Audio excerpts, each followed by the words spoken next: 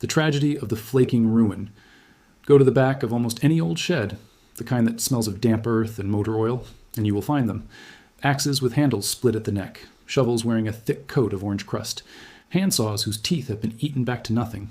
These are not just forgotten objects. These are tools that once did honest work, tools that were gripped by calloused hands on cold mornings, and they are slowly turning to powder. Rust is not merely dirt you can brush away. It is the slow eating of your good iron by the air itself.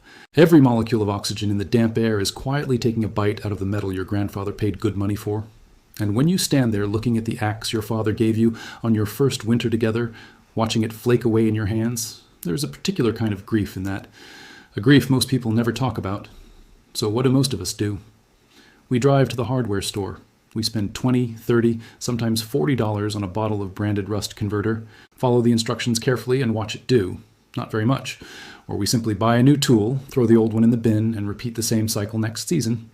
The hardware industry is perfectly happy with this arrangement. A man who keeps buying new tools every few years is a man who never stops paying.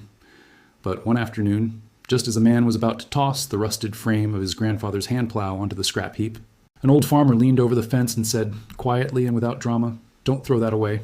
I'll show you how to fix it for $3. And that changed everything.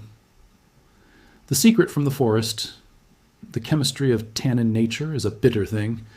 Bite into an unripe apple, chew on an oak leaf, drink a cup of very strong black tea, and you will feel it. That dry, puckering grip at the back of your mouth. That sensation is tannin at work. Tannin is a plant's own defense system, a chemical compound it produces to make itself unpleasant to insects and animals that might otherwise devour it. You will find it in red wine, in tree bark, in pomegranate skin, in the dark leaves of certain teas. It is one of the most abundant organic molecules on Earth, and for most of human history, it has been quietly sitting there, waiting to be useful. In 1813, a French chemist named Henri Breconneau, working in a modest laboratory in Nancy, began studying the chemistry of tannin in detail. But long before his notebooks, human beings had already discovered one of tannin's most important properties by accident.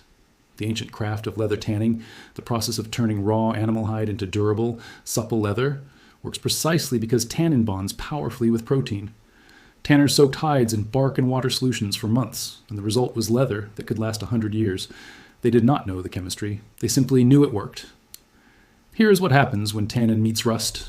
Iron oxide, the orange compound that forms when iron and oxygen combine, is chemically hungry. It wants to react with something. When you introduce tannin, the two compounds perform what scientists sometimes call a coordination reaction. The tannin molecules reach out and grip the iron ions in the rust, locking them in place. The product of this reaction is a compound called ferric tannate, a dark, dense, stable mineral that does not flake, does not peel, and does not allow water or oxygen to pass through it easily. The disease, in a very real chemical sense, becomes the cure. Why is this not taught in schools? Why do most people live their whole lives without knowing it? The honest answer is that there is very little money in telling a man that a $3 bag of powder from a chemistry supplier can save every tool he owns. The knowledge exists. The chemistry is settled and over 2 centuries old. But knowledge that makes you self-sufficient is knowledge that no marketing department wants you to have. The $3 alchemist's kitchen.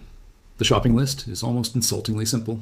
You need food-grade tannic acid powder, which you can order online or find at some home brewing suppliers for between $3 and $5 for a small bag that will treat dozens of tools. You need a small amount of navel jelly, a thick gel containing phosphoric acid, available at any hardware store for a few dollars, which acts as a helper to loosen the loosest, flakiest rust before the tannin does its deeper work. And you need distilled water, not tap water, because tap water contains minerals that can interfere with the reaction. That is the entire list. Before you begin, resist the urge to sand the tool down to bare, shiny metal. This is the most common mistake people make, and it defeats the entire purpose. The tannin reaction needs iron oxide, actual rust, to work. If you sand away all the rust and then apply tannin, you are just painting the metal. You want to remove the loose, powdery surface flakes, the stuff that comes off in your hand, but you want to leave the firmly attached rust layer underneath.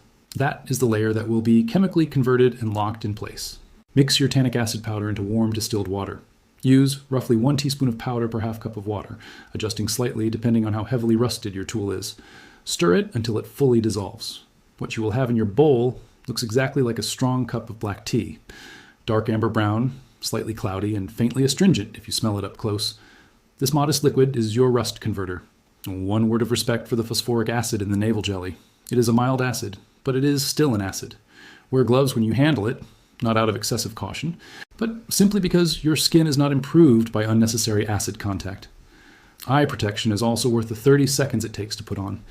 Treat your chemical helpers with the same calm respect a good carpenter gives a sharp chisel. They are tools, not enemies. The magic transformation, the disease becomes the cure. Dip a stiff brush, an old paintbrush, or even a toothbrush into your tea-dark solution and begin applying it to the rusted surface. Work it into the pits and crevices. Don't rush. Let the solution sit wet on the surface and do its work. What happens next is not magic, but it looks like it. Within minutes, you will see the orange begin to shift. The bright rust color deepens first to a muddy brown, then moves through a range of grays, and finally settles into a color that is best described as deep blue-black. The color of a night sky just after sunset. The color of old cast iron that has been well cared for. That color change is not cosmetic. It is the visual evidence of ferric tannate forming, layer by layer, molecule by molecule across the surface of your tool. The rust is being converted, not removed. It is being transformed from something destructive into something protective. This is not a technique invented by a hobbyist in a garage. The Canadian Conservation Institute, the body responsible for preserving some of Canada's most important historical artifacts, uses tannin-based rust conversion as a standard conservation method for ferrous metals. When museums across the world need to stabilize Iron Age swords, medieval agricultural tools, or Victorian-era machinery without destroying the historical surface, this is what they reach for. The same chemistry that is working on your grandmother's garden hoe is trusted to protect 1,000-year-old iron pulled from the ground at archaeological sites. That is worth sitting with for a moment. There is a particular satisfaction in this process that goes beyond the practical. Watching rust, the very thing that was destroying your tool, become the material that now protects it, is deeply pleasing to something in the human brain. The threat becomes the shield. The wound closes itself. You did not fight the rust. You recruited it. Legacy restored and the forever. Promise. Once your first coat is fully dry, allow several hours, or ideally overnight, apply a second thin coat the same way. 2 coats is the standard. More is not better. What you want is a complete, even layer of converted ferric tannate, not a thick buildup. After the second coat has dried and cured, your tool needs one final thing, a weather barrier to sit on top of the converted surface and keep new moisture from starting the cycle again. For most hand tools, axes, shovels, chisels, plane bodies, a thin wipe of boiled linseed oil rubbed in with a cloth and allowed to cure for a day is traditional, effective, and costs almost nothing. For cast iron cookware, skillets, Dutch ovens, griddles, the correct finish is reseasoning with a thin layer of food-safe oil baked on in a hot oven, the same way it was done when the pan was first made. For tools that will live outdoors, a thin coat of beeswax or a paste wax will add an extra layer of protection against rain and dew. Now, a word of honesty about forever. When people say this treatment will make your tools last forever, they do not mean you will never have to look at them again. What they mean is that the cycle of annual tool replacement is over. What they mean is that a 20-minute touch-up inspection once a year, a light wire brush over any new surface spots, a fresh application of tannin solution, a wipe of oil, is all that stands between your tools and another century of service. That is a very different relationship with your possessions than the one the hardware industry prefers you to have. One honest warning. If you live near the coast, or if your tools are regularly exposed to road salt or sea spray, you will need to be more vigilant. Salt accelerates the electrochemical process of corrosion in ways that even ferric tannate cannot fully stop alone. More frequent inspections and oil coats are your answer. Not different chemistry, just more consistent attention.